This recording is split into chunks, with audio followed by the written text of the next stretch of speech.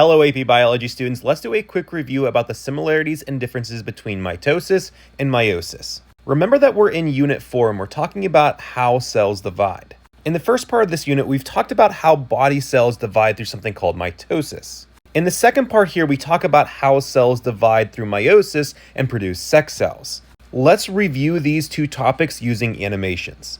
The first animation that I'm going to review is mitosis, and you can see mitosis is separated into something called interphase and M phase. During interphase, the cell is going to go through normal cellular functions, however, it's also going to start prepping for M phase. During M phase, you're going to see the nucleus and DNA divide into two nuclei, and afterwards this is followed by something called cytokinesis. Another important aspect of interphase is something called replication, where the DNA is going to duplicate or copy itself. This enables the cell to split the DNA in two and have enough DNA for each new cell to survive. Without this new copy of DNA, new cells wouldn't be able to survive because they couldn't make proteins that the cell is going to need. After interphase, the cell is going to be prepped for cell division, or specifically mitosis. Within mitosis, prophase is where the chromosomes are going to condense. The spindle fibers attach to the chromosomes in prometaphase. The chromosomes lie in the middle during metaphase. The sister chromatids are pulled apart during anaphase. During telophase, the two nuclei start to form. And during cytokinesis, the cytoplasm is going to split. Now again, as a review, mitosis is the division of body cells or somatic cells. These cells need to be genetically identical to each other since they're going to perform the same functions as neighboring cells.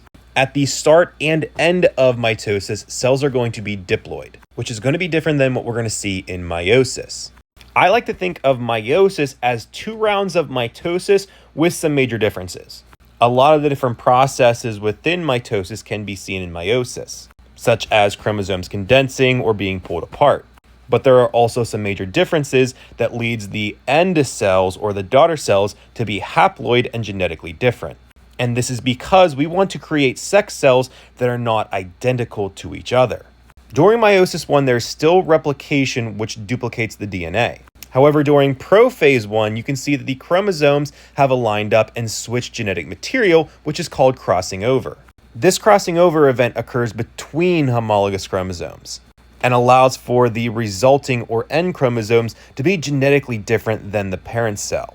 After prophase, the chromosomes are going to line in the middle and independently assort from each other. This just means that the chromosomes are going to align independently of each other when you're considering the paternal and maternal chromosomes. This also increases genetic diversity in the resulting end haploid cells. Whenever the chromosomes are pulled apart, full chromosomes with 2 chromatids are going to be pulled apart during anaphase 1.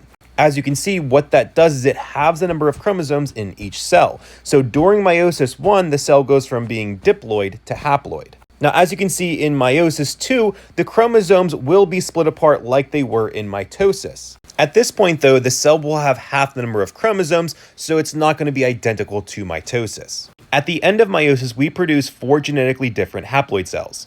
Again, with meiosis, we're going to see 2 rounds of division. During the first round of division, the cells are going to cut the number of chromosomes in half, where the cell goes from being diploid to haploid. Through independent assortment and crossing over, these cells will have genetically different chromosomes. This is because meiosis produces sex cells, and the end goal is to create cells that are genetically different from each other.